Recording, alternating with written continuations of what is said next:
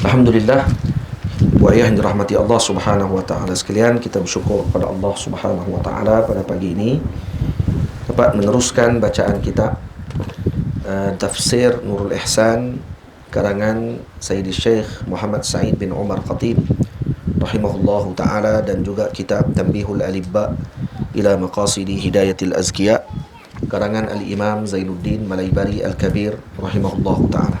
Kita dah masuk pada ayat yang ke 8 bagi surah Al-Baqarah. A'udzu billahi minasyaitonir rajim. Bismillahirrahmanirrahim.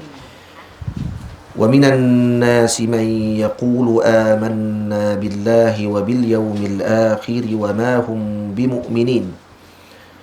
يخادعون الله والذين آمنوا وما يخدعون إلا أنفسهم وما يشعرون في قلوبهم مرض فزادهم الله مرضا ولهم عذاب أليم بما كانوا يكذبون ومن الناس من يقول. Kata musannif rahimahullah, dan setengah daripada manusia itu mereka yang berkata ia.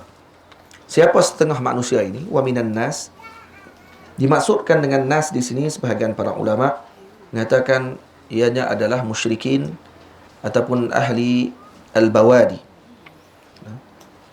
iaitu orang-orang yang berada daripada badiah kampung, dan juga orang-orang yang berada di keliling Madinah Al-Munawwarah, yang ayat ini turun khusus kepada golongan munafik, golongan munafiqin. Jadi semua Al-Imam Zamakhsyari Sahibul Kasyaf rahimahullahu ta'ala menyebutkan di dalam tafsirnya, kata beliau, iftataha subhanahu kitabahu bizikri alladhina akhlasu dinahum lillahi. Allah subhanahu wa ta'ala memulakan surah Al-Baqarah dengan menyebutkan tentang sifat orang-orang yang ikhlas agama mereka kerana Allah. Ada 5 ayat. Tolak Alif Lam Mim ada 4 ayat. Dan kemudian Allah Subhanahu wa taala summa sanna billazi mahadul kufra zahiran wa batina quluban wa alsinah. Kemudian diletakkan yang kedua cerita berkenaan dengan golongan kufar, orang kafir, yang ayatnya 2 saja, tak banyak. 2 saja cerita berkenaan dengan orang kafir. Summa sallasa بالذي آمنوا بأفواههم ولم تؤمن قلوبهم وأبطنوا خلاف ما أظهروا. Dan kemudian disebut yang ketiga cerita berkenaan dengan golongan munafiqin. Yang ini mereka yang mana beriman dengan lidah mereka dan mulut mereka semata-mata, walam tu'min qulubuhum, tapi hati mereka tidak beriman kepada Allah Subhanahu wa taala dan Sayyidina Rasul sallallahu alaihi wasallam. Wa abtanu khilafa ma azharu, dan mereka menyembunyikan apa yang zahir dalam hati mereka sebenarnya. Yang dalam hati mereka berbeza dengan apa yang ada pada zahir mereka. Yang mereka inilah disebut oleh Allah dalam Al-Quran, wa humul ladzina qala fihim muzabzabina baina zalika la ilaha ula wa la ilaha ula. Mereka ni muzabzab. Muzabzabin maksudnya tidak tetap. Tidak kepada kelompok ni, tidak kepada kelompok ni. Konon-konon nak jadi orang tengah. La ilaha ula wa la ilaha ula. Wa sammahum al-munafiqin, dan mereka dinamakan dengan munafiqin, diambil daripada perkataan nafaqa, nifaq. Maksudnya nifaq ni asal daripada lubang dua. Nafaq maksudnya. Kalau kita pergi, dia ada ghar, dia ada nafaq dia. Kalau gua, kita masuk lubang ni macam tu. Tapi kalau nafaq, dia ada lubang satu masuk, satu lubang keluar. Jadi dia ada 2 jalan. Orang munafik macam tu lah. Dia ada 2 jalan. Kita nampak dia masuk ada satu jalan, ada jalan keluar lagi, satu lagi. Abtanu ma azhar. Mereka menyembunyikan apa yang berbeza dengan apa yang dizahirkan oleh mereka. Zahir mereka seolah-olah mereka beriman kepada Allah, tapi batin mereka adalah orang-orang yang kufur dengan Allah dan Rasul sallallahu alaihi wasallam. Tamam? Dan mereka boleh bercampur dengan golongan yang kufar, malah berniat untuk menghancurkan dan melakukan yang tidak baik kepada agama Allah Subhanahu wa taala. Kenapa disebut dalam ayat ini lebih banyak tentang munafik? Satu muka surat tentang munafik saja. Kita perhatikan Al-Quran dalam surah Al-Baqarah, ayat berkenaan dengan muslimin 4 ayat. Kemudian musyrikin 2 ayat. Masuk kepada munafik penuh ayat. Sepenuh muka surat. Tolak 2 ayat yang di atas sekali kalau dengan muka surat yang kita ada dalam mushaf Madinah. Kenapa? Karena kata Al-Fashani rahimahullahu ta'ala, orang kafir cukup dengan 2 ayat untuk diterangkan kepada mereka tentang kesilapan yang mereka lakukan dan sifat mereka, dan mereka akan diberikan hidayah oleh Allah Subhanahu wa taala. Cuma kufar yang disebutkan pada ayat yang sebelum ni seperti Abu Jahal dan Abu Lahab. Maksudnya ada kufar yang bukan macam tu. Yang kufar yang dimaksudkan dalam ayat sebelum ni adalah semisal Abu Jahal, semisal Abu Lahab, yang tak akan dengar langsung perkataan Nabi SAW, yang mana kalau kata Allah Subhanahu wa taala sebut, khatamallahu ala qulubihim wa ala sam'ihim wa ala absarihim ghishawah wa lahum adzabun azim. Yang Allah Ta'ala sebut sebelum tu, a'anzartahum sawa'un 'alaihim a'anzartahum am lam tunzirhum la yu'minun. Semua kufar? Tidak semua kufar. Sebab ada kufar, orang bukan Islam, yang menerima dakwah Nabi kita Muhammad sallallahu alaihi wasallam setelah mendengar inzar arahan daripada Nabi dan juga ancaman siksa dan sebagainya daripada Rasulullah sallallahu alaihi wasallam. Tapi munafikin beza. Golongan munafik, mereka tak cukup dengan 2 ayat sebagai peringatan.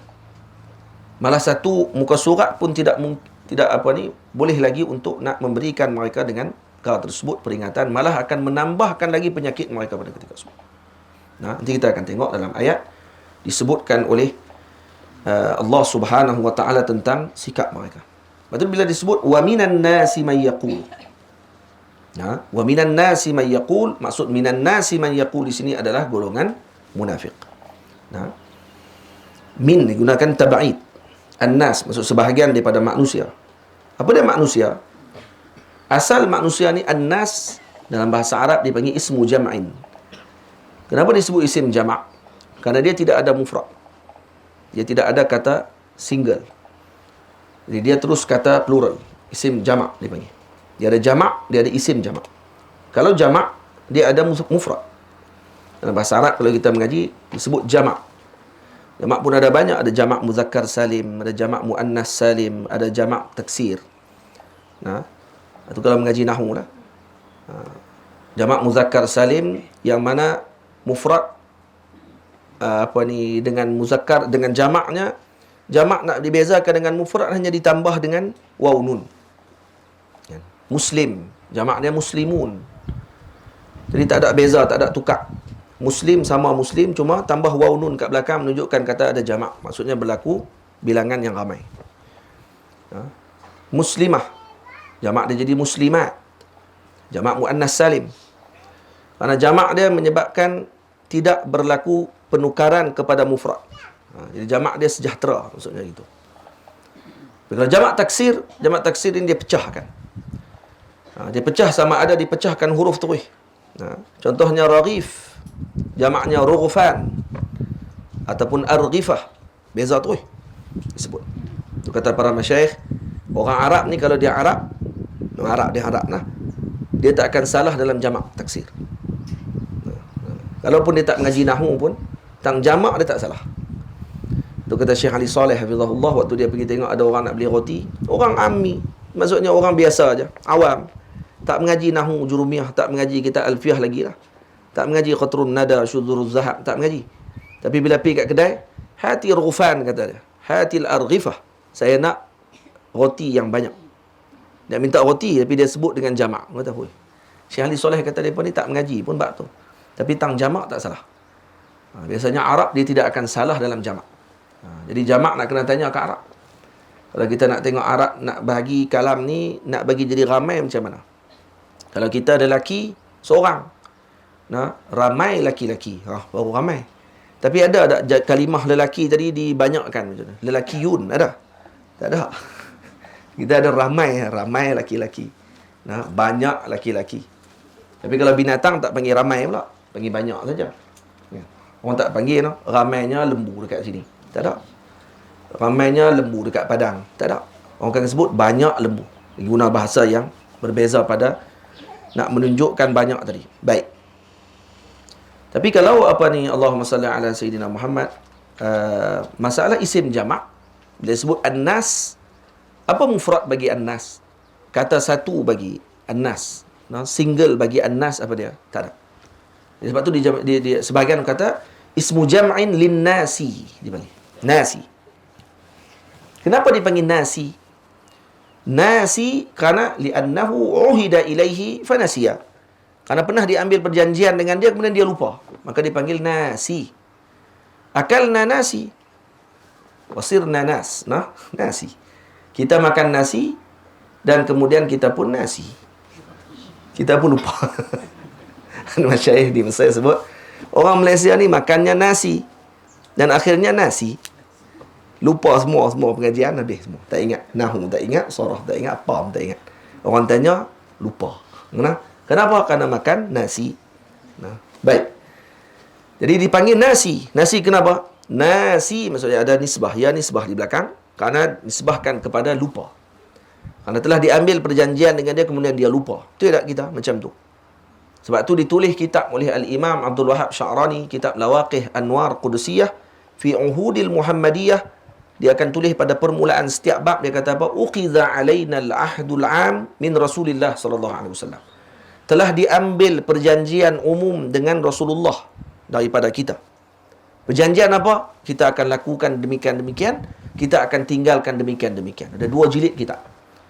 Nah, 2 jilid kitab dia. Satu jilid saja dekat 500 ke 400 ke 500 muka surat. 2 jilid dekat 1000 muka surat. Dalam tu disebutkan semua perjanjian kita dengan Nabi berdasarkan hadis baginda Rasul dan juga berdasarkan amalan para awliya Allah Subhanahu wa taala dengan hadis-hadis tersebut. Nampak? Bila kita baca balik, masya-Allah. Saya kita nak baca kitab tu di sini. Tapi sebab kitab bahasa Arab, takut lagi kena i'rab banyak sangat lagi, orang kampung kata kami tak ingat apa. Yang kami ingat ni isim jamak tu ya kata. Nah. Jadi saya pun pilih kitab yang Jawi balik. Tapi kitab tu kita duk baca di zawiyah waktu petang. Untuk santri lah, untuk pelajar-pelajar. Tapi ini dah tinggal beberapa hari dah. Lepas apa ni, kalut hari tu ni, dia akan start balik Rawhah. Waktu Rawhah asar kita baca kitab tu. Kerana para ulama biasanya waktu asar, khususnya di Hadramut, mereka pilih untuk baca kitab-kitab tasawuf sebagai tarwih, untuk nak bagi rehat pada waktu tersebut. Waktu Nahu tak boleh baca waktu asar. Sebagian ulama kata Nahu kalau baca waktu asar mewarisi bodoh. Sebagian Tok Guru kata macam tu. Jangan duk baca kitab Nahu waktu asar. Takut tak arti nanti. Tak arti terus Nahu. Tak sesuai. Asar ni waktu dibaca tasawuf. Waktu baca kitab tasawuf untuk tarwih qulub. Dalam 1 jam baca. Dan kalau boleh main. Kalau ada permainan, boleh main dan sebagainya. Kalau ada ni lah, ada pondok pengajian, tempat tahfiz dan sebagainya. Jangan duk pergi buat kelas lepas asar tu, kelas yang susah, kelas mantik. Buat kelas nahu, buat kelas sorah waktu tu, pening habis. Baik. Jadi dalam tu diambil perjanjian. Kenapa diambil perjanjian? Kerana kita ni lupa. Kita ni suka lupa. Cepat lupa. Lepas tu kata para masyayikh, sebagian syair disebutkan, kata manusia ni bila lahir, kalau kita perhati anak-anak yang baru lahir, tangan dia akan genggam kuat. Cuba pegang tangan dia tengok. Budak kecil yang baru beranak, dia akan genggam tangan orang yang, jari orang yang pegang tangan dia tu, pegang kuat sungguh. Sebab dia lemah je. Sebab dia tak ada kekuatan. Kalau dia kuat macam orang besar, patah jari kita. Kenapa dia boleh genggam kuat macam tu? Kerana dia baru keluar daripada tempat perjanjian, yang alam roh. Dia dah berjanji dengan Allah Subhanahu wa taala. Alastu bi rabbikum qalu bala. Dia dah berjanji dengan Allah Subhanahu wa taala di alam roh, yang ketika tersebut dia dah mengakui Allah Ta'ala sebagai Allah, Tuhan yang menjadikan alam, Tuhan yang berhak disembah, Tuhan yang mencipta dan seluruhnya. Dia beriman dengan perkara tersebut. Tapi bila dia keluar, makin lama dia kenal dunia, makin hilang dia punya perjanjian tersebut. Maka tangan dia nanti akan terbuka, dan waktu tu macam itulah kita ketika mati. Waktu mati, tangan kita macam mana? Genggam? Tak. Macam ni tangan kita, seolah kita pergi bertemu dengan Allah, tak ada apa. Sebab tu kata Nabi SAW, di antara tanda husnul khatimah bagi seseorang tersebut, ketika mati tangannya genggam. Husnul khatimah. Di tangan dia akan genggam macam ni. Dengan isyarat ni, syahadah. Orang yang wafatnya tangan macam ni, ini tanda husnul khatimah. Tanda husnul khatimah. Ya? Kita doa moga Allah Ta'ala jadikan kita di kalangan orang-orang yang termasuk dalam orang yang husnul khatimah. Banyak tanda yang ulama sebut, peluh dahi, tangan apa ni dengan bentuk macam ni, dan mati sakit dalam perut, dan sebagainya. Ayah Ustaz Muhammad Zuhdi, ayah dia meninggal ketika tengah duduk mengajar. Ayah dia apa ni, patih makpiah, orang apa ni memali dulu. Ayah beliau meninggal waktu tengah duduk mengajak kita hikam, mengajak kita hikam di Perlis waktu tu. Semoga Allah Ta'ala tarik nyawa kita dalam keadaan yang terbaik. Amin ya rabbal alamin. Kita ni akan wafat dalam apa yang kita sibuk. Ingat itu. Kita akan diwafatkan oleh Allah Ta'ala dengan apa kesibukan kita. Kita sibuk dengan dunia, mana kita akan mati dengan perkara tersebut. Jadi kalau ada orang dia sibuk dengan ulang, main ulang, dia mati kena batu ulang. Dia raja ulang, nama raja ulang, tapi lahir ulang buh dia. Dia macam tu. Moga-moga kita dengan berkat baca Quran, zikir, selawat pada Nabi, kita wafat pun dalam keadaan macam tu, insya-Allah. Atas kati pun dalam keadaan tengah selawat pada Nabi SAW. Jangan tinggal selawat. Kan kita sebut, kita ni bulan selawat pada Nabi SAW. Kata Nabi, Sya'ban syahri, kata Rasulullah. Sya'ban adalah bulanku. Maka banyak selawat kepada Nabi, insya-Allah. Moga-moga Allah Ta'ala akan mudahkan urusan kita. Itu. Baik. Jadi, batas balik tadi kepada An-Nas. Maksud An-Nas. An-Nas banyak riwayat kata An-Nasi. Maksudnya Nasi. Sebahagian lagi mengatakan asal makna Nas, asalnya Unas. Daripada perkataan At-Ta'annus. Ta'annus maknanya apa dia? Maksudnya, apa ni, berjinak di antara mereka. Ta'annus ba'duhum, atau ta'annusu ba'dihim bi ba'd. Kan kita ni bila dah, manusia kan dia suka berjinak di antara satu sama lain. Maksudnya berbaik satu sama lain. Ini kaum manusia macam tu. Lepas tu kalau jenis tak campur dengan orang apa semua ni, jadi tak berapa manusia lagi lah. Sebab biasa manusia ni suka bercampur dengan orang. Baik, kalau dia tak bercampur dengan orang, tak, dia campur juga dengan keluarga dia. Ada juga maksudnya. Nas je lagi. Dia tadi tak campur dengan orang kampung ni. Ya, dengan keluarga dia campur. Maksudnya Nas. Tak manusia juga. Maksudnya dia tak boleh lari daripada manusia. Itu An-Nas linnas, kata ulama. Manusia ni adalah untuk manusia. Kenapa? Lita'annusihim. Karena mereka ni berjinak sesama mereka. Faham? Dan kemudian sebahagian lagi kata manusia diambil daripada perkataan Anas. Anas maksudnya apa dia? Absar maksudnya. Karena apa? Karena dilihat. Kita ni nampak depan mata. Nampak. Betul? Berbeza dengan jin. Kalau jin, kenapa dinamakan jin? Limadza summiya jinnu jinnan? Kenapa jin dinamakan jin? Lijtinanihim. Kenapa? Au listitarihim. Karena mereka tersembunyi, tak nampak. Sebab tu kata para ulama, antara faedah huruf jim ni, jim nun, kalau jim nun biasanya istitar. Jin istitar, jannah istitar, janin istitar. Semua duduk dalam. Orang tak nampak. Janin duduk dalam. Jannah kita tak nampak lagi. Tamam? Kalau orang tu nama jannah, lain lah. Lagi apa dia lagi? Jin kita tak nampak. Lagi? Junnah, perisai. Dia halang juga istitar sebagai penutup pada orang belakang dia. Lagi apa dia lagi? Junainah.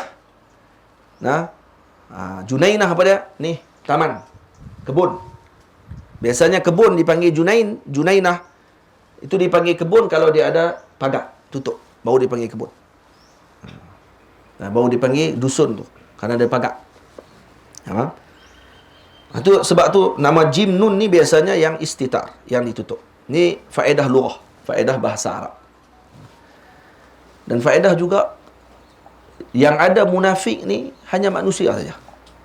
Kata Al-Imam As-Sawi rahimahullah, lam tujad atau lam yujad munafiq wa musyrik illa fi bani Adam. Ini faedah. Tidak ada munafik dan musyrik. Musyrik mana apa dia? Mensyirikkan Allah dengan menyembah berhala dan sebagainya, melainkan kepada anak Adam saja. Anak Adam sahaja yang ada munafik, anak Adam sahaja yang ada musyrik, yang sembah berhala. Dan tidak ada pada golongan jin. Kafir jin tidak musyrik. Jin kafir, tapi dia tak sembah berhala. Ha. Jin tak sembah berhala. Yang kita harus sembah dia. Itu ada. Tapi dia tak sembah berhala. Jin tak sembah berhala dan jin tidak ada munafik. Ini faedah. Boleh? Betul-betul jadi jin. Faedah. Walaqad karramna bani Adam. Sebab tu bila manusia ni yang jadi soleh ni, orang yang terbaik, insya-Allah. Doa moga Allah Ta'ala letak kita jadi orang yang soleh. Amin. Jadi orang-orang yang dekat dengan orang-orang soleh. Tak jadi orang soleh pun, duduk dekat dengan orang soleh pun tak apa dah. Nah. Ya ayyuhalladzina amanu taqullaha wa kunu ma'as sadiqin. Duduk dekat dengan orang-orang yang benar. Nah, para wali Allah Subhanahu wa taala, para pencinta agama Allah Subhanahu wa taala, orang-orang yang dekat dengan Allah, dekat dengan mereka. Kunu ma'as sadiqin. Nah, Ashabul Kahfi, anjing khitmir, duduk dekat dengan mereka aja masuk syurga sekali. Hanya kerana khidmat dengan Ashabul Kahfi saja. Betul? Dia anjing. Dan kita sedia maklum, binatang kalau di akhirat tidak akan masuk syurga. Binatang di dunia, nanti di akhirat, waktu sebelum sampai ke syurga, akan ada satu tempat namanya Qantarah. Qantarah ni selepas Sirat. Nah, selepas Sirat, Qantarah. Sebahagian kata peristiwa ni berlaku sebelum Sirat. Nah, akan berlaku balasan balik di antara binatang dengan binatang. Contohnya dulu kambing yang ada tanduk, kena tanduk, dah pernah tanduk kambing yang tak ada tanduk. Jadi kambing ni nanti minta balik kepada Allah, ya Allah dulu dia tanduk aku tak ada tanduk. Dia tanduk, aku tanduk balik kan. Balas balik tanduk waktu tu. Harimau kalau duk match, duk rengau apa ni, lembu orang haram tak makan pun, kalau dia makan tak apa. Kalau jenis dengki ni saja ya. Dia tunjuk kata dia harimau. Dia nampak lembu orang, dia rengau, mampu habis lembu. Lembu-lembu tu nanti main rengau dia balik nanti. Kenapa? Kerana dia bukan bunuh kami ataupun makan kami kerana rezeki dia, tidak. Tapi dia sengaja buat benda tersebut, main-main ataupun kerana nak balas dendam dan sebagainya. Maka dibalas balik kepada sama binatang, kemudian jadi apa? Jadi tanah. Kecuali sejenis binatang saja. Jenis binatang yang ni akan kekal dalam syurga. Antaranya anjing khitmir. Khitmir akan masuk syurga Allah Subhanahu wa taala. Satu hari guru saya Syekh Jamal Faruq hafizahullah taala dia cerita pasal khitmir. Nak cerita apa ni? Nak cerita kata ulama Azhar dulu, kalau dia mengaji lama di Azhar, maka dia pun boleh ambil sijil. Sijil dia pada syahadah alimiyah dipanggil, bukan alamiah. Syahadah alimiyah. Syahadah alimiyah ni syahadah untuk boleh mengajar di Masjid Al-Azhar Al-Sharif. Boleh mengajar. Ada lebih kurang 14 bidang ilmu yang perlu dites. Susah. Nah, kalau kata apa ni zaman dulu ni, tu lebih tinggi daripada doktor. Zaman lah. Dia dah mengaji dalam tempoh masa yang panjang di Azhar. Jadi kalau pelajar ni dia rasa dia mampu untuk ambil periksa tadi, dia akan pergi jumpa dengan idarah ataupun di pejabat Al-Azhar Al-Sharif di masjid. Kemudian dia akan minta izin untuk apa ni masuk peperiksaan tadi. Jadi dia akan bagi masa 2 minggu untuk pelajar ni duduk dengan apa ni Syekhul Azhar Al-Sharif di maktabah Syekhul Azhar, baca kitab, buat rujukan balik sebelum masuk peperiksaan. 2 minggu dia bagi masa untuk murajaah balik semua pengajian yang dia ikuti. Kemudian akan ikut periksa. Periksa dia berapa hari? Periksa dia pun 2 minggu. Tiap-tiap hari periksa ikut satu mata pelajaran yang berbeza-beza. Nah, mata pelajaran hari ni Nahu, maka semua dia akan mengajar. Hari yang periksa tadi semua kelas cuti. Semua akan pergi kelas dia. Tu kelas nak periksa ni. Dia akan duduk atas kerusi, dia akan buka kitab Nahu, dia akan mengajar. Yang hadir siapa dia? Tok guru. Semua. Anak murid pun pakai ikut sekali lah. Tok guru pun ada sekali. Jadi tok guru akan jadi anak murid hari itu dan tok guru akan tanya soalan. Lepas tanya soalan, tengok dapatlah keputusan berapa. Esok periksa lain pula. Sorah pula. Mantik pula. Balaghah pula. Lagi fiqh pula. Tafsir pula. Hadis. Mustalah. Ulumul Quran. Ilmu apa ni lughah. Sebagainya ditanya pada waktu tersebut dan cukup lebih kurang habis dalam 13 ke 12 mata pelajaran. Hari yang terakhir, yang selepas satu hari lagi tu, tanya semua tu. Tadi tanya satu-satu. Hari yang lah pula, contoh hari yang ke-14, akan ditanya semua tu, dikumpulkan dalam satu hari. Siapa yang mai hari tu? Yang mai hari tu Syekhul Azhar, Mufti Mesir, dan semua kibar ulama Azhar akan duduk di depan, tanya soalan kat dia. Jenuh. Jadi hari tu tak tanya ikut pelajaran, ikut suka nak tanya apa.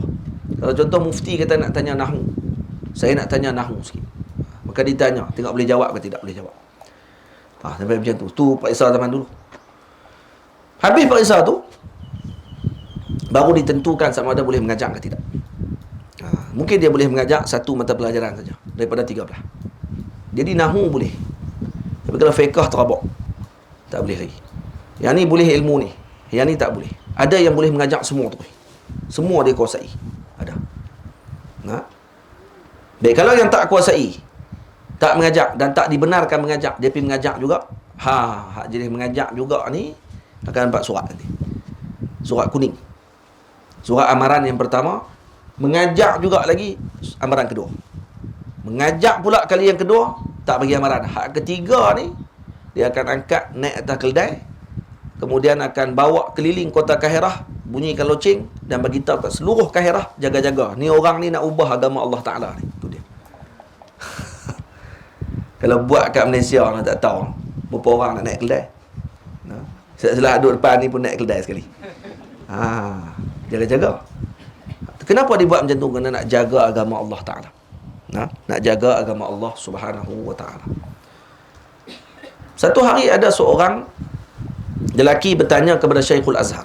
Pada zaman sebut kata Syekh Jamal Faruq. Tanya berkenaan apa? Tanya, soalan dia, anjing khitmir ni warna apa, Syekh? Tanya tu Masa nak keluar Masjid Azhar, Syekh dah mengajak habis. Ni Syekhul Azhar ni, ketua ulama Azhar. Dia bukan orang biasa. Kita semua orang Melayu ni semua, ni Syekhul Azhar ni. Mai pakai serban Azhar dari kampung kita, ni Syekhul Azhar ni. Bukan Syekhul Azhar. Tu Syekh daripada Azhar. Syekhul Azhar, dia putih kat lah. Syekh minal Azhar. Ni Syekh ni daripada Azhar. Syekhul Azhar, Syekh lil Azhar. Siapa dia? Seorang dia. Kalau lah Syekh Ahmad Tayyib. Dia Syekh yang ke-48 kalau tak silap. Syekhul Azhar yang ke-48 dalam sejarah. Dia Syekh Ahmad Tayyib sekarang ni. Ini ketua ulama Azhar. Tarah dia menteri. Tarah dia macam menteri. Baik. Jadi bila Syekhul Azhar ni keluar daripada Masjid Azhar, keluar kat pintu tu, seorang lelaki ni mai jumpa. Dia kata, Tuan Guru, saya nak tanya soalan. Ya, soalan apa? Anjing khitmir warna apa? Oi, nak tanya ni. Orang nak tanya khitmir ni cerita dok ambil manfaat je. Sebab dalam Quran Allah Ta'ala tak sebut kenapa. Kerana bukan tu tujuan dia. Dalam Quran bukan cerita bab warna anjing, anjing tu jenis apa, Stafford apa tambah anjing apa shepherd. Anjing besar tinggi, anjing askar tu, anjing polis, ganah tu kan. Anjing tu ke anjing yang mahal lompat tinggi sampai naik pokok nyok boleh. Ada anjing jenis tu kita tengoklah YouTube lah. Anjing jenis mana ni? Tak cerita anjing jenis apa. Anjing bulu banyak ke, anjing bulu tak ada ke, anjing pendek ke, anjing kaki pendek ke. Tak tanya tu. Bukan kerana tu perbincangan dia. Perbincangan dalam kitab tu nak cerita berkenaan dengan kisah tu sebenarnya. Faedah yang diambil pada kisah tu bukan nak tengok tentang asqas, peribadi seorang tu. Sebab tu tak dicerita pun dalam Quran tentang nama-nama mereka. Disebut dalam riwayat yang lain. Dalam hadis ataupun dalam riwayat-riwayat yang disebutkan oleh para ulama. Jadi tak ditanya. Tapi bila ditanya kepada alim ni, kepada Syekhul Azhar, warna apa anjing ni? Syekhul Azhar tak kata ni soalan apa ni. Tak marah. Sebab setiap soalan ada khidmah, ada manfaat dia. Pada Syekhul Azhar kata, nanti dulu aku pun tak tahu lah. Aku pun tak nak tengok lah. Tadi tu aku tengok dulu. Esok mai tanya lain. Syekhul Azhar kata aku tak tahu. Balik rumah, tengah Syekhul Azhar duk buka kitab duk cari ni. Anjing kafir ni warna apa ni? Buka kitab cari apa semua sekali. Lepas tu, anak dia mai. Anak Syekhul Azhar, waktu tu tengah nak ambil periksa syahadah alimiah. Dia mengaji lama di Azhar. Orang alim. Maksudnya nak ambil periksa ni, maksudnya dia dah bersedia dah. Malam tu dia mai tengok ayah dia duk tak tidur lagi, duk buka kitab. Ayah orang tua. Terus dia kata kat ayah dia, ayah buat nak susah-susah. Ayah Syekhul Azhar. Syekhul Azhar jawab pi apa orang percaya lah. Nak kata apa? Kata warna biru. Percaya lah. Siapa dia sebut? Syekhul Azhar sebut. Oh, dia kata, macam tu lah. Boleh. Dia angguk, tak apa lah. Esok masa dah periksa, dah keluar keputusan, anak dia lulus. Anak Syekhul Azhar lulus. Cemerlang. Masuk boleh mengajar Masjid Azhar. Maka kata si ayah, anak saya tak lulus. Tak boleh luluskan dia. Dia gagal. Kenapa gagal? Ni lulus semua. Tok-tok guru masyayikh semua kata, dia cerdik betul. Tak. Dia tidak amanah. Dia tidak amanah. Kerana waktu aku ditanya tentang anjing Ashabul Kahfi warna apa, dan dia suruh aku jawab saja apa saja, tanpa jawab tidak tahu. Dia tak ada amanah. Orang tidak ada amanah tidak boleh jadi alim. Tak boleh mengajar umat Nabi Muhammad SAW. Anak sendiri dia gagalkan. Kenapa? Kerana tidak amanah. Ilmu ni amanah. Ilmu ni amanah. Ini bukan benda yang main-main. Bila saya tulis kisah ni dalam Facebook, ramai orang pakai komen bawah. Soalan tak ada faedah lah apa semua. Saya tak ada faedah. Kalau tidak Syekhul Azhar tak cari. Saya balik, saya pula cari. Saya pula buka kitab. Alhamdulillah, kitab yang saya pilih mula-mula tu ada tulis jawapan. Kitab Al-Imam Ad-Damiri rahimahullah dalam kitab Hayat Hayawan Kubra, diceritakan panjang lebar tentang warna anjing Ashabul Kahfi. Panjang cerita dia. Sebab kitab Hayat Hayawan Kubra, Imam Damiri, Kamaluddin Ad-Damiri rahimahullah, faqih Syafi'i, zoologis. Dia ahli pakar binatang. Dan dia ulama besar mazhab Syafi'i. Karang kitab berkenaan dengan ensiklopedia binatang, 2 jilid besar kitab. Ada lebih kurang berapa ratus ribu binatang dalam tu dimasukkan. Ratus ribu ke puluh ribu. Maksudnya banyak sungguh lah. Yang dimasukkan binatang dalam tu dengan syair Arab yang berkait dengan binatang tersebut. Apa khasiat binatang tu? Bulu dia nak guna apa? Gigi dia guna untuk apa? Mata dia kalau guna untuk apa? Cerita ajaib, keajaiban binatang. Ajaib makhlukat. Kalau kita baca, contohnya Sa'lab, Zibun, serigala. Serigala kalau kata dia tutup mata, kalau dia tidur, serigala dia ada satu keistimewaan. Dia tak akan tidur, dua-dua mata dia terbuka. Dia tak akan tutup dua-dua mata. Dia boleh tidur sebelah mata. Serigala. Serigala antara kelebihan dia boleh tidur sebelah mata. Dia akan tidur sebelah mata ni. Kalau dia nak tidur sebelah ni, dia tidur sebelah ni. Sebelah ni jaga. Cuba try tengok tuan-tuan, tidur itu. Sampai ke siang bagi tidur bagi esok, marah kat orang habis. Pening kepala. Tutup sebelah mata. Tak, dia boleh tidur sebelah. Tidur sebelah. Dia ada puas dah tidur belah ni, dia tidur belah ni pula. Tidur belah ni pula. Kenapa dia buat macam tu? Allah Ta'ala jadikan macam tu. Kerana dia boleh bersedia dengan musuh dia bila-bila masa. Sebab dia ada yang lebih besar pada dia. Singa tak ada masalah, dia boleh tidur. Sebab tak ada orang nak kekoh dia. Dia singa. Kecuali ada singa besar lagi pada dia, hantam dia pula. Itu lain lah. Tapi kalau singa dia tidur, tak ada masalah apa. Kalau serigala main tokak pun dia libah sekali ya. Tapi kalau serigala masalah sebab ada singa. Susah dia nanti. Maka Allah Ta'ala bagi kelebihan boleh tidur sebelah mata. Macam tu. Itu dalam Hayat Hayawan Kubra diceritakan. Sa'lab, serigala dan sebagainya. Apa ni? Musang. Musang yang ada kat tempat kita ni bukan musang. Itu bukan musang yang dimaksudkan dalam kitab. Sa'lab. Yang ada kita duk nampak di dalam hutan tu, duk main kat rumah kita, duk naik kat atas rumah ni pun ada. Duk rasa lah. Dia duk naik malam-malam. Itu dipanggil civet dalam bahasa Inggeris. Dalam bahasa Arab dipanggil sinnaur zabat. Sinnaur, dia bukan sa'lab. Sinnaur. Ini haram makan. Kalau ada orang kata tak musang boleh makan, saya. Habis tu musang pandan tu. Dah musang pandan tu haram. Mana boleh makan? Tu civet. Tu bukan musang sebenarnya. Tu kucing hutan. Tapi orang Melayu panggil musang. Panggil musang pandan. Tak apalah musang pandan. Tapi tak boleh tukar kaedah istilah dia kepada Arab. Sebab makanan kita nak boleh halal tak boleh halal ni tentu dia Arab yang tentukan. Kalau kita tak pernah nak boleh makan kedak ni, kena tanya dekat Arab. Arab apa dia? Sebagian ulama kata Arab Quraisy. Arab yang bertamadun. Mereka akan jawab ni boleh makan, ni tak boleh makan. Jadi yang kita nampak ni sinnaur zabat. Dipanggil sinnaur zabat sebab apa? Sebab dia wangi. Dia ada bau macam pandan. Ada sebut dalam kitab. Saya ada karang kitab berkenaan dengan binatang. Ada 313 bait syair tentang binatang. So nanti keluar kitab tersebut. Ada sekali dengan gambar sekali. Saya tak gambar sekali. Takut orang keliru. Jadi saya tak gambar tu. Cuma saya cerita hukum dalam kitab. Tak cerita kelebihan binatang tu. Nak cerita kelebihan binatang tu kena buat kelah.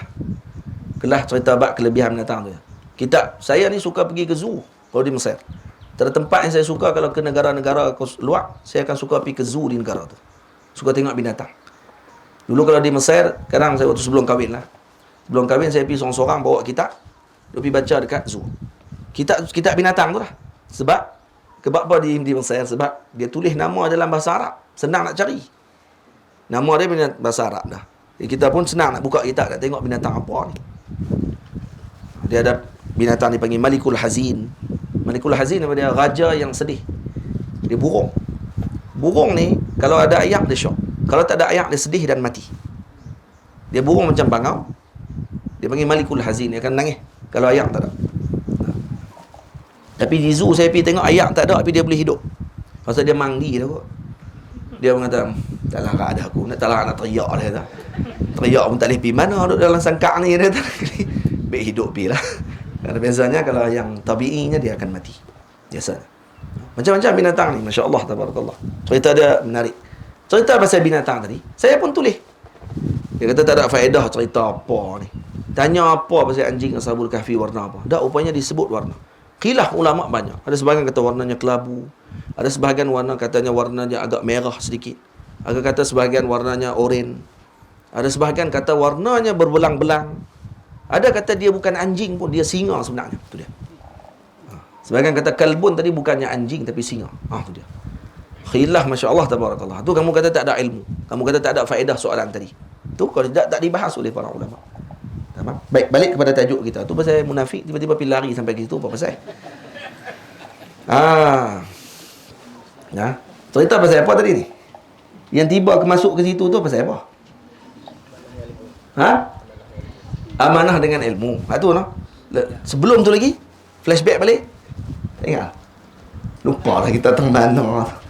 Boleh sebut yang macam tu. Unas.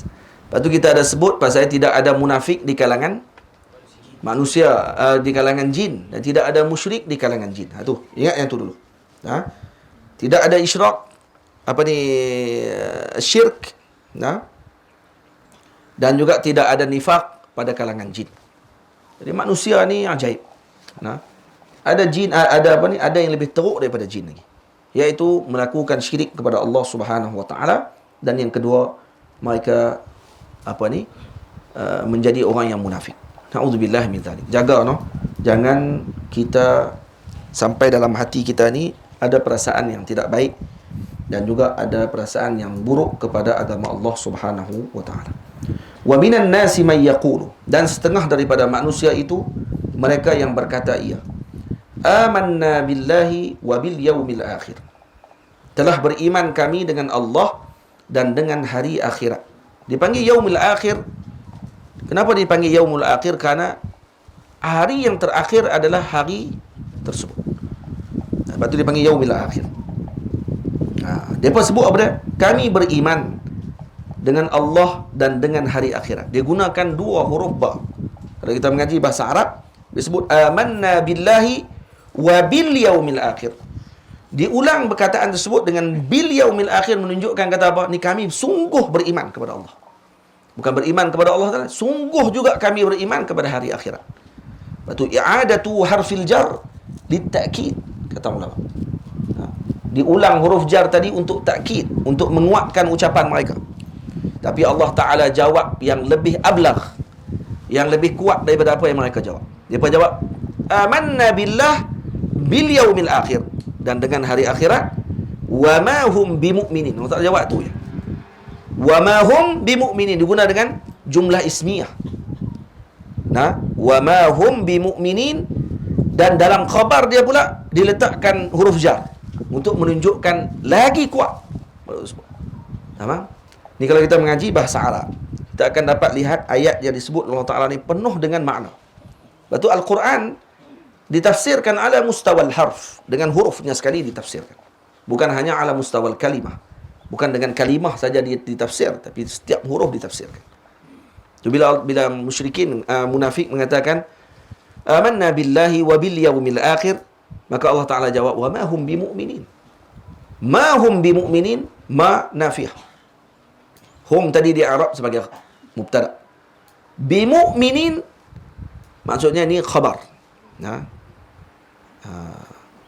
Jadi kalau kata khabar, sebenarnya khabarnya mahzuf.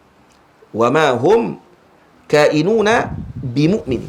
Mereka ni bukan orang-orang yang beriman. Tak beriman langsung pun sebenarnya. Dan digunakan dengan jumlah ismiyah yang kita tahu kata sirah kalau dengan ismiyah ini maknanya pada liddawam wal istimrar. Maknanya akan berterusan dan tidak akan terputus. Maksudnya mereka ni tidak beriman sama sekali. Dulu akan datang selama-lamanya. Tak akan beriman mereka. Itu maksud wa ma hum bimu'minin. Dan tiada juga mereka itu beriman. Itu terjemahan saja tu. Kalau dengan maksud dan tafsiran yang disebut oleh para ulama, maka hakikatnya Allah Ta'ala menafikan iman mereka dengan sebenar-benar penafian. Sebab digunakan dengan jumlah ismiyah. Kalau digunakan jumlah fi'liyah, wa ma hum wa ma wala yu'minun, kalau contoh digunakan. Dan mereka tidak beriman dengan guna fi'il mudhari'. Boleh jadi pada waktu tu mereka tidak beriman, mungkin akan datang beriman. Wa ma amanu, contohnya. Mereka tidak beriman dengan makna fi'il madhi. Maksud mereka tidak beriman dengan sebelumnya, contoh. Walam yu'minu. Jadi kalau digunakan dengan fi'il mudhari', guna fi'il madhi, boleh jadi dengan maksud sekarang mereka tidak beriman, sebelum ni tidak beriman, mungkin akan datang beriman. Tapi bila Allah Ta'ala guna wa ma hum bimu'minin, guna jumlah ismiyah, ada jumlah mubtada' dengan khabar, dan khabar pula diletakkan pula dengan huruf jar, maknanya ni untuk takkid betul-betul selama-lamanya mereka tak beriman kepada Allah. Itu maksudnya. Tamam? Itu. Catat betul-betul apa yang saya sebut. Takut lupa. Ada baru ni saya Ustaz Mutalik Ma'ruf katanya di pondok dia baca kitab Tafsir Nur Ihsan ni baru khatam, baru ni selepas 24 tahun. Tu dia saya kata. Hai, nampak gaya kita ni nampak macam teruk lagi ni. Saya panjang sangat tu, 24 tahun tu. Masya-Allah. Yalah kelas seminggu sekali. Lepas tu pula main PKP pula hentam sebulan. Jadi macam mana nak habis kelas? Doa lah moga-moga selesai nanti. Doa bagi masjid siap cepat. Boleh pakai duk laikon nanti insya-Allah. Amin. Sini nanti jadi dataran nanti. Ni dataran 4 dataran. Masjid ni lagi sehari 2 hari lagi siaplah piling ni. Insya-Allah. Piling akan siap sehari 2 hari lagi. Ni semua berkat ibu ayah semualah. Berkat ibu ayah semua. Dia akan siap. Akan terus bangun, naik. Kalau ada rezeki, mungkin setahun tak sampai, boleh siap lah, insyaAllah. Dalam masa setahun. Kalau kita boleh pindah dan masuk ke masjid pula. Yang perempuan haid, tak apa, kita buat kemah pula tepi ni. Bila duduk. InsyaAllah. Telaga pun kita akan perbaik nanti. Pergi dia elok. Telaga kita buat macam telaga Tok Syekh di Tani. Telaga ayah lah ni. Ni boleh ambil wuduk lagi. Boleh guna. Ayak masih elok. Cuma nak kena, orang panggil pam balik keluarnya. Bagi keluar mata ayak baru. InsyaAllah akan sihat. Semalam putih. Sebab tak ada orang. Tarik kren tu putih kren. Sebab tak ada orang. Dan putih pula putih kat depan ni. Kalau putih daripada belakang tu, dia jentak. Kalau ada orang, putih 2 orang. Bahaya. Lepas tu jangan duduk dekat-dekat ni kalau pesan kat. Kalau orang duk main nak tengok ke, jangan duk main duk dekat-dekat ni. Bahaya. Baik. Kemudian bila disebut dan tiada juga mereka itu beriman, wa ma hum bimu'minin yuqadi'una Allah walladzina amanu. Menipu mereka itu akan Allah dan sekalian orang mukminin dengan menzahir menyalahi barang yang dalam hati daripada kufur supaya melepas hukuman dunia. Itu tujuan dia. Yuqadi'una Allah walladzina amanu wa ma yaqda'una illa anfusahum wa ma yash'urun. Ini satu ayat. Jadi mereka qadi'un Allah. Yuqadi'un Allah. Jadi maksud daripada menipu mereka itu akan Allah. Macam tu maksudnya. Dan ini kata sebagian ulama ni ada isti'arah at-tamthiliyah. Dihazafkan musyabbah dizahirkan musyabbah bihi, kan? Maksudnya minta maaf, dihazafkan musyabbah bihi dan dizahirkan musyabbah. Diletakkan seolah mereka menipu Allah. Dan sebenarnya bukan menipu Allah. Digambarkan seakan mereka menipu Allah seperti rakyat menipu sultannya. seperti rakyat menipu umat tuannya. Ataupun sebagian lagi mengatakan ni ada majazul aqli, isnadul fi'li ila ghairi fa'ilih. Yang mereka tipu sebenarnya bukan Allah, kerana Allah tidak akan boleh ditipu. Maksudnya mereka tipu tadi adalah Rasulullah SAW dan juga para pengikut Rasulullah SAW. Qadi'una Rasulullah maksudnya. Ataupun dipanggil majaz hazf, dipanggil. Dihazafkan mudhaf. Ay yuqadi'una Rasulullah. Mereka nak menipu Rasulullah sallallahu alaihi wasallam. Tapi kenapa dihazafkan? Menunjukkan kebesaran Nabi sallallahu alaihi wasallam. Nah, kenapa tak sebut Rasulullah?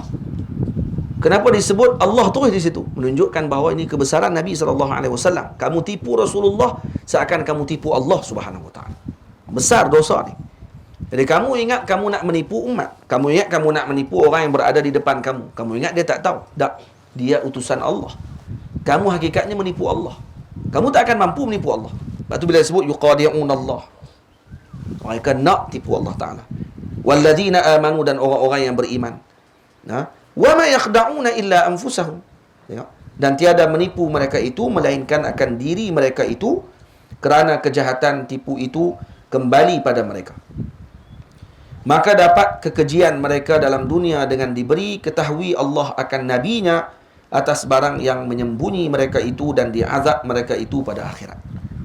Allah Ta'ala maklum kepada Nabi kita Muhammad sallallahu alaihi wasallam dengan apa yang mereka lakukan kepada Sayyiduna Rasul sallallahu alaihi wasallam. Lagi bertambah lagi mereka punya kebencian pada waktu tersebut. Mereka ingat mereka nak buat perancangan untuk nak menipu Rasulullah sallallahu alaihi wasallam. Rupanya dimaklumkan oleh Allah. Bukti kata Rasulullah adalah Rasulullah. Rasulullah adalah Rasulnya Allah Subhanahu wa ta'ala, dan mereka tidak akan mampu untuk melakukan sesuatu yang boleh untuk merosakkan agama Allah Subhanahu wa ta'ala. Mereka merancang, tapi mereka tidak akan berjaya dalam perancangan tersebut. Baik. Kemudian bila disebut di dalam ni yuqadi'un Allah, yuqadi'un Allah ni adalah musta'naf daripada jawab soal muqaddar. Tamam? Bila disebut wa ma hum bimu'minin, kemudian seolah-olah ada soalan yang ditakdirkan pada sebelum yuqadi'un Allah tadi. Apa dia soalannya? Ma lahum yaquluna dhalik wa hum ghairu mu'minin faqila yuqadi'un Allah. Jadi seolah-olah ada soalan yang ditanya sebelum keluarnya ayat yuqadi'un Allah walladzina amanu. Jadi ni ayat ni apa dia? Jumlah ni musta'naf. Jadi jumlah baru dipanggil. Jumlah baru jawab kepada soalan yang ditakdirkan. Seolah kita bila baca ayat ni ada persoalan dikeluarkan. Apa dia soalan dia? Ma lahum yaquluna dzalik. Kenapa mereka sebut macam tu? Kenapa mereka tidak beriman kepada Allah? Wa ma hum bimu'minin. Wa hum ghairu mu'minin. Dan mereka tidak beriman kepada Allah Ta'ala, maka disebut tujuan dia apa dia? Yuqadi'un Allah. Jadi ini yuqadi'un Allah ni jawab pada soalan tadi. Jadi apa yang mereka katakan? Kenapa mereka katakan sedemikian? Kenapa mereka sebut kata mereka beriman kepada Allah Subhanahu wa ta'ala, tetapi Allah Ta'ala kata mereka tidak beriman? Kenapa tujuannya? Yuqadi'un Allah. Itu jawapannya. Karena mereka nak menipu Allah Subhanahu wa ta'ala. Ay yuqadi'un Allah Subhanahu wa ta'ala wa innama akhraja ala zinati fa'il lil mubalaghah. Jadi di apa ni, Allahumma salli ala Sayyidina Muhammad, dikeluarkan ayat tersebut dengan perkataan yuqadi'una Allah. Asalnya maksudnya apa dia? Tamam. Yaqda'un Allah Subhanahu wa ta'ala. Yuqadi'un maksudnya yaqda'un. Sebab yuqadi' atas wazan apa dia? Mufa'alah.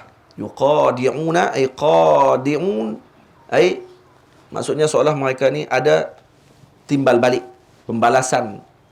Mereka nak tipu, Allah tipu balik. Macam tu. Sebab tu tak boleh kita sandarkan tipu kepada Allah Subhanahu wa ta'ala. Seolah-olah macam tu. Tapi hakikatnya ayat tadi turun dengan wazan ataupun sirahnya zinata fa'il, dengan wazannya fa'il, maksudnya yaqda'un Allah. Mereka nak menipu Allah Ta'ala. Seolah macam kuatlah penipuan tersebut, tapi hakikatnya tidak ada apa-apa yang mereka lakukan pada ketika tersebut. Tamam? Dan kemudian bila mana disebut Wa ma yaqda'una illa anfusahum, dan tiada menipu mereka itu melainkan akan diri mereka itu, kerana kejahatan tipu itu kembali pada mereka itu. Maka dapat kekejian mereka dalam dunia dengan diberi ketahui Allah akan nabinya atas barang yang menyembunyi mereka itu, dan diazab mereka itu pada akhirat.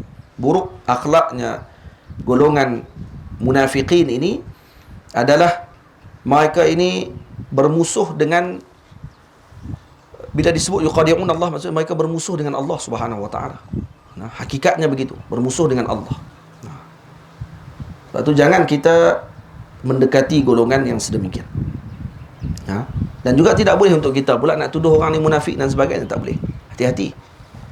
Nah, yang munafik diketahui oleh Nabi SAW, tapi dibiarkan oleh Rasulullah. Ha? Rasulullah tidak jatuhkan hukuman kepada golongan munafik pada zaman Nabi SAW, dan ini sebenarnya adalah ainul al-hukm sebenarnya. Nabi tidak jatuhkan hukuman kepada munafik, itu hukuman sebenarnya.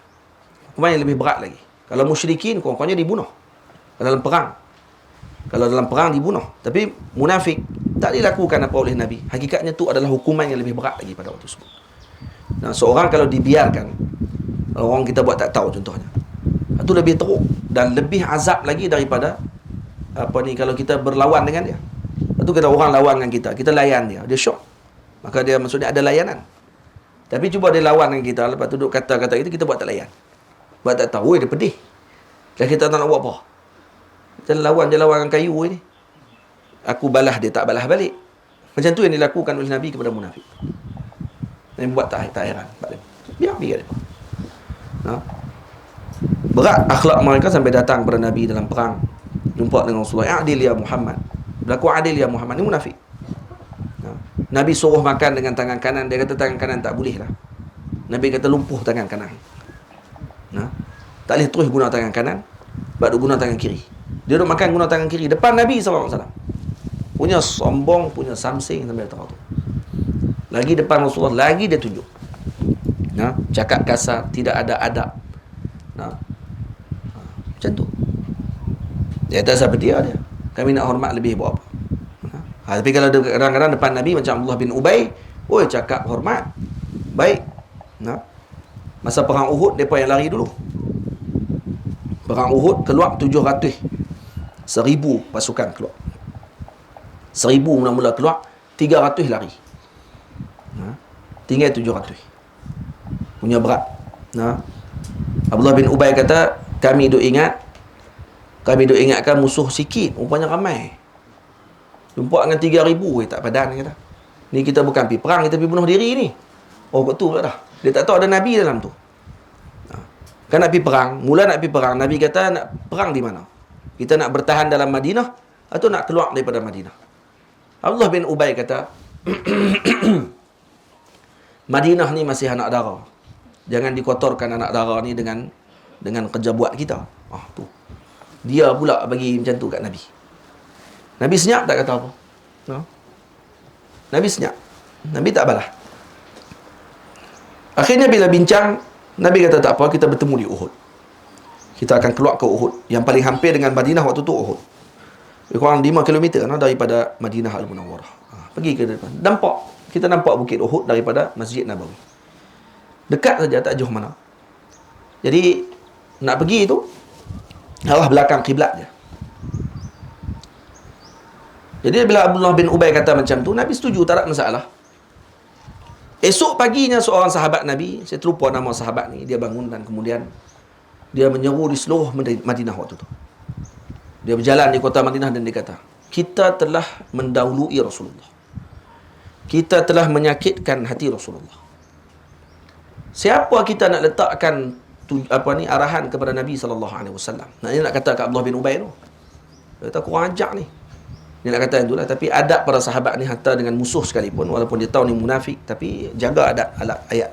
Mereka tak kata ni kepala balung bodoh ni, kalau dia ikut dia kata adab. Tapi bila sebut macam tu, maka akhirnya bila dikumpulkan dengan Rasulullah, berkumpul dengan Nabi, Nabi kata tak apa, semalam kita dah letak keputusan yang diletakkan itu yang kita pakai. Kita keluar ke Uhud. Keluar ke Uhud sampai di masjid yang sebelum bukit Uhud sampai tu ada satu masjid. Masjid apa dia panggil masjid? bukan masjid Mustarah. Masjid Mustarah balik. Ada satu masjid dia sampai, masjid yang waktu nak pergi. Singgah kat situ, Masjid Dir'a dia panggil, tak silap. Masjid tempat Nabi pakai baju perang. Nabi pakai baju perang 2 lapis waktu perang Uhud. Dah Nabi pakai baju perang 2 lapis dah, bermalam di situ pada malam tersebut. Malam tu lah Abdullah bin Ubay kata, "Oi, rupanya ramai. Kita keluar ni 1,000. Musuh nak main 3,000. Satu nak lawan 3. Gila ke?" dia kata. Mereka bukan calon-calon orang. Musuh bukan keluar semua kurus pendek ni. Tinggi, besar, ahli perang. Memang mereka ahli perang. Orang ahli perang maksudnya ahli pedang. Geng dah main pedang, main tombak. Khalid Al-Walid pun ada dalam tu. Dia semua panglima besar ni. Maksudnya kalau kita je nak pergi perang ni, kalau zaman hantuah tu, kita geng satu lagi ni geng hantuah. Ada hantuah hang jebat ada betul. Weh, gila lah. Ni bunuh diri ni kata. Akhirnya apa kata apa ni, mereka pun sepakat keluar pada malam tersebut balik ke Madinah 300 orang tanpa bagi tahu kepada Nabi SAW. Tak bagi tahu. Belah gitu ya. Keluar. Ikut dengan Abdullah bin Ubay, kepala munafik ni. Balik. Dan sahabat marah sungguh pada ketika tersebut. Dan ketika Nabi SAW dimaklumkan tentang perkara tadi, Nabi dah pakai baju perang. Para sahabat kata, "Ya Rasulullah, kita dah tinggal 700 ya Rasulullah. Tak boleh macam ni. Kenapa tak balik?" kata. Nabi kata, "Tak, seorang Nabi kalau dah pakai baju perang, dia tak akan cabut dah. Tak akan cabut dah baju perang kalau Nabi pakai baju perang. Mana-mana Nabi yang dah baju perang disarung di badan dia, tak akan patah balik. Ini Nabiyu al-Malahim dia panggil. Nabi yang berperang. Tak takut Nabi SAW. Sebab tu bila ditanya waktu ketika perperangan Hawazin, Nabi SAW ditanya oleh para sahabat, kepada tabi'in tanya kepada Sayyidina Ubay kalau tak silap, macam mana keadaan Nabi waktu peperangan, peperangan Bani Hawazin tadi. Bani Hawazin, mereka ni ahli pemanah. Mereka punya terkenal dengan pemanahan jauh. Maksudnya kalau kita pi perang, dia akan main nak panah ni. Syung main tu macam cerita Bahubali tu. Mana tengok cerita Paria tu? Paria. Cerita apa ni? Telegu tu, kan? Cerita Bahubali tu, kan? Cerita tu. Cerita orang Hindu lah. Jadi dalam cerita tu, dia punya orang panggil anak panah main macam dengan apa? Machine gun tu lebih teruk pada tu lagi. Anak panah mai. Macam tu lah. Yang waktu Nabi dalam peperangan Hawazin. Nabi naik baral dalam perang Hawazin. Nabi naik baral, bukan naik kuda. Baral dalam sejarah memang tak boleh masuk perang. Baral ni di atas sikit pada keldai, kecil sikit pada kuda. Tuan-tuan pernah tengok. Kalau di Mesir ada lah. Tapi kat belah Kairah kurang sikit. Kat belah kampung banyak. Kat belah Iskandariah banyak. Baral. Telinga dia panjang macam keldai, badan macam kuda. Tengok belakang macam kuda, tengok depan kepala keldai. Ni baral dia panggil. Baral ni tak boleh masuk perang sebab dia tak boleh tengok darah dan dia tak boleh cempera. Baral kalau dia cempera lagi dia jadi gelabah. Dia nak perang macam mana? Orang suruh pergi ke depan, dia pergi ke tepi. Akhirnya dia lari dengan tuan-tuan dia. Tak, Nabi naik baral waktu perang. Dan apa yang berlaku? Baral Nabi menumpang keberanian Nabi SAW dan kekuatan Nabi SAW. Baral Nabi depan sekali. Betul-betul. Baral Nabi warna putih. Depan sekali. Dan siapa yang pegang baral Nabi waktu tu? Sayyidina Abu Sufyan. Abu Sufyan siapa dia ni? Sepupu Nabi SAW. Bukan Abu Sufyan ayah kepada Sayyidina Muawiyah. Ni Abu Sufyan sepupu Rasulullah SAW. Pegang baral. Kenapa dia pegang baral tadi? Takut pergi depan lagi. Sebab Nabi pergi depan sungguh ni. Dia tolong pegang, tarik dan nanti dulu. Ni anak panah duk main tapi Nabi tetap pergi depan. Kata para sahabat, waktu peperangan tersebut, Rasulullah di depan, kami yang berlindung di belakang Nabi SAW. Kami yang berlindung di belakang Nabi. Bukan Nabi berlindung belakang kami. Kalau kita jadi ketua, kalau main musuh banyak yang tu, hampir dulu kot. Tengok kuat tahu mana mereka kan. Sekali kalau tak lepas pi, aku pi lah. Tapi dia lari dah. Nabi depan sekali waktu lampau. Kita kalau ketua, dia teropong pada jauh ya. Tengok. Ada. Boleh. Pi. So, orang lain pi. Tak, ni nak Nabi yang pi. Nabi sendiri yang pergi pada waktu tersebut. Saya ada kitab cerita pasal pedang-pedang Nabi dan pedang para sahabat. Saya buka, tengok, bukan sekali saya buka, banyak kali saya buka. Ada pedang yang milik para sahabat, pedang Sayyidina Umar. Satu pedang sampai 200 kilo. Pedang saja 200 kilo. Saya baca banyak kali ni. Sebab pedang yang gram dia akan sebut gram. Pedang yang kilogram dia akan sebut kg. Kaf, rin, kilogram dia akan sebut. 200 kilogram. Ada satu pedang 900 kilogram. Ha. Saya baca. Kitab tu ada. Tapi ada orang pinjam tak? Kitab tu. Ada dalam rumah. 900 kilogram. Angkat macam mana tuan-tuan? Kita nak angkat ni, payung ni pun sampai satu santri, satu asrama pelajar nak kena angkat tu pun melelong-lelong bawa. Ni bawa berapa kalau timbang ni? Asalnya tak sampai mungkin 100 kilo je. Ataupun mungkin boleh pergi 100 kilo je boleh jadi. Jadi 900 kilo macam mana sahabat angkat? Pedang Sayyidina Khalid Al-Walid ada satu pedang dia 200 kilo. Macam mana dia angkat 200 kilo sebelah tangan? Lebih yang macam mana mereka punya kekuatan? Pedang tu tak payah tetap orang dah. Lempak atas kaki je. Ni. Supaya angkat pailing ni. Ni satu pailing ni berapa tan ni? Satu pailing mungkin 1000. Tak sampai 1000 kot. Sampai berapa ratus kilo ni? Satu pailing ni. Ni kalau jatuh atas kaki, tak usah duk angkat dah mereka kata. Tahu dah. Hancur tu kaki. Sebab tu jangan duk main tepi-tepi ni. Letak merah tu jaga anak-anak tu. Sebab dia petak macam tu. Bahaya. Dia boleh angkat sebelah tangan. Dah. Ajaib. Saya kata, kot saya baca silap. Buka sekali lagi. Ada seorang ustaz baru ni main, saya buka sekali lagi. Cuba baca betul-betul elok ni. Kg ke gram ni? Kg. Kilogram. 200 kilogram. Ada yang 300 kilogram. Ada satu tu 900 kilogram. Masya Allah. Allahu Akbar. Tanya kat Palung Syawal apa ni, senapang AK-47 berapa ratus? Berapa puluh kilogram tu? Berapa kilo ya? Kalau berapa puluh kilo orang tak orang masuk lautan, masuk obah. Dia nak duduk heret binatang tu ya. Kalau orang nak pergi buru kijang pun kalau bawa senapang berat-berat sangat, dia kata awal syok lah. Mai kat tengah sampai 200 meter, dia kata tinggal senapang dia jalan kaki balik. Ni Nabi bawa dengan pedang yang macam tu, dengan Masya Allah tabarakallah. Jadi bila balik daripada peperangan tersebut, bila dah menang cerita Uhud ni, bukan menang, yang berlaku apa yang berlaku. Kemudian Abdullah bin Ubay, tiba-tiba yang mai dia pun duk mengaku juga, kata apa ni, kami bersama dengan Rasulullah. Kami bersama lah, kami apa semua. Ada seorang sahabat Nabi tarik dia. Dah duduk diam, duduk cakap. Kata, mengarut ni kata. Mawai-wai dia lari. Lepas tu sembang darah. Ayat Kedah lah tu, tapi bahasa Arab ni tarik ya.